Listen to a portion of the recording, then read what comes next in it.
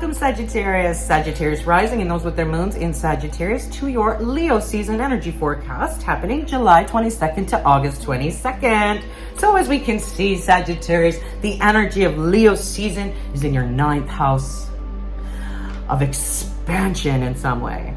This can be expanding the mind through travel, foreign affairs, right? Exploration. Some of you might be traveling.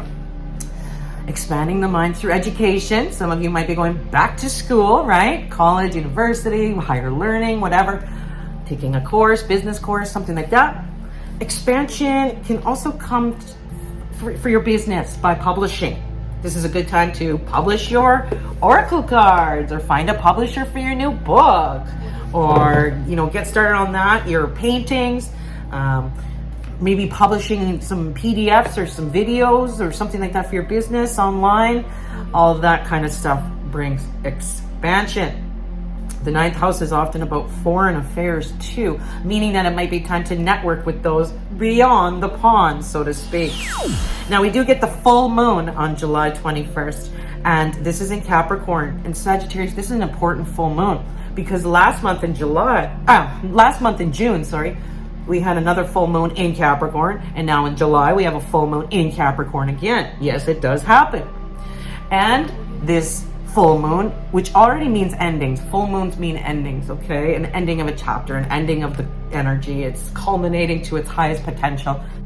It's at the 29th degree, which is another ending degree. It's called an anaretic degree. It's important.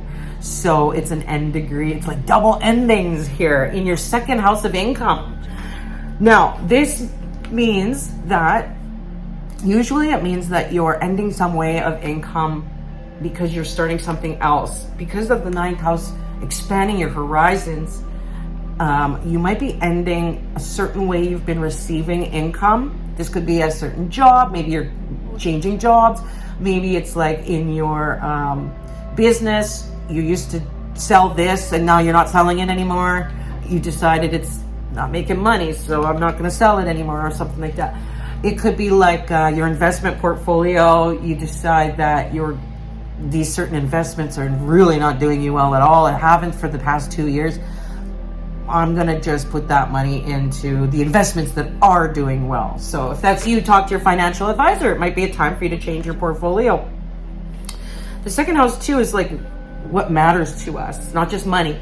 It's like, what are our values now? And now that you're going through an expansion phase of the mind and of your horizons, you might, old values might not do you anymore. It could be religious, I used to be in this religion, I don't believe certain things anymore. I'm changing religions, or I'm not being religious at all and going more spiritual or whatever. There's this change in what you value now too. Now, Mercury and Venus, both important planets that I look at, are in your 10th house of career. So Mercury is how you think, how you talk, how you communicate, how you market and brand yourself, and that's in your career zone. Venus is what you love and money, and that's in your career zone, 10th house. So something's changing here, Sag, when it comes to your career and business, your fame and recognition. And because Mercury and Venus are in the sign of Virgo in your 10th house, it's definitely looking at the details of everything, making lists, pros and cons. Virgo-ish energy looks at data and then decides. So you're using an analytical process when it comes to your career, Sag, and seeing how that fits into your new values. So that looks good. And then Mars and Jupiter are hanging out together in your 7th house of contracts and commitments too. So there is something going on. I'm thinking it's new job or new business strategy for you, Sag. Okay. For some of you, it could be moving for a new job. 7th house is about contracts, commitments, close one-on-ones. Could be like you need to move for this new opportunity.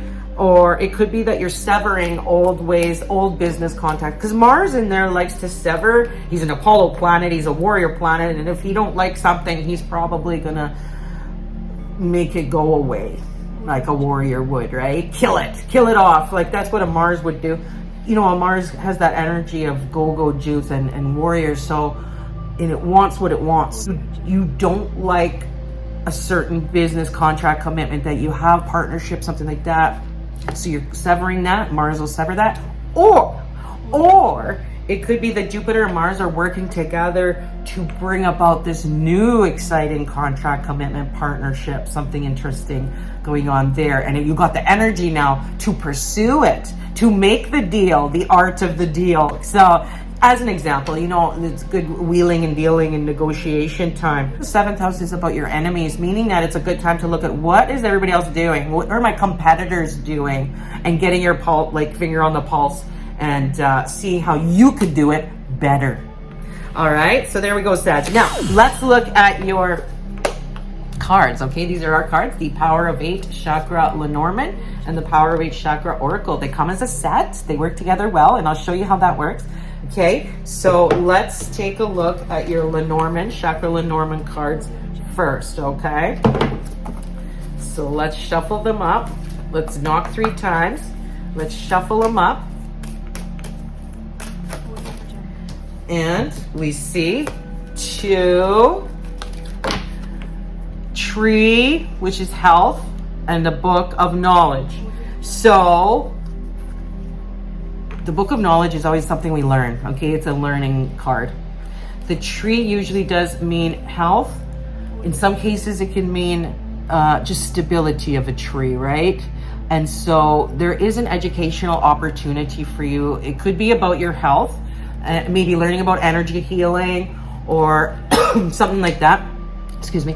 But it can also be like you're learning something new for your future stability, because the 9th house, which we talked about originally in the beginning, was about expansion of the mind, right? And expansion of your future. So it's finding security. And yes, the data that you're going to be uncovering and discovering can have to do with your health. It could be a mental health thing, because, you know, something to do with the mind as well, uncovering what you need to do to have better mental health or something like that. It could be a diagnosis, right? A doctor's diagnosis, and things like that too. So it could be, you know, when we talked about the full moon severing some kind of income stream, maybe for some of you, it's that you need to take some time off work so that you can deal with some health issue. And maybe you're going to go on a break in the 9th house, go on a travel, a retreat, get away from it all, or go heal somewhere up far, right? So that could be a thing too. So let's look at the pink cards to see what kind of extra information we can glean for you, Sagittarius. Okay. This is for chakra oriented, so we can see. Oh, there it is. I am empowered. Yes, having that sun, yellow, Leo season is run by the sun. This is very sunny, getting more vitamin D.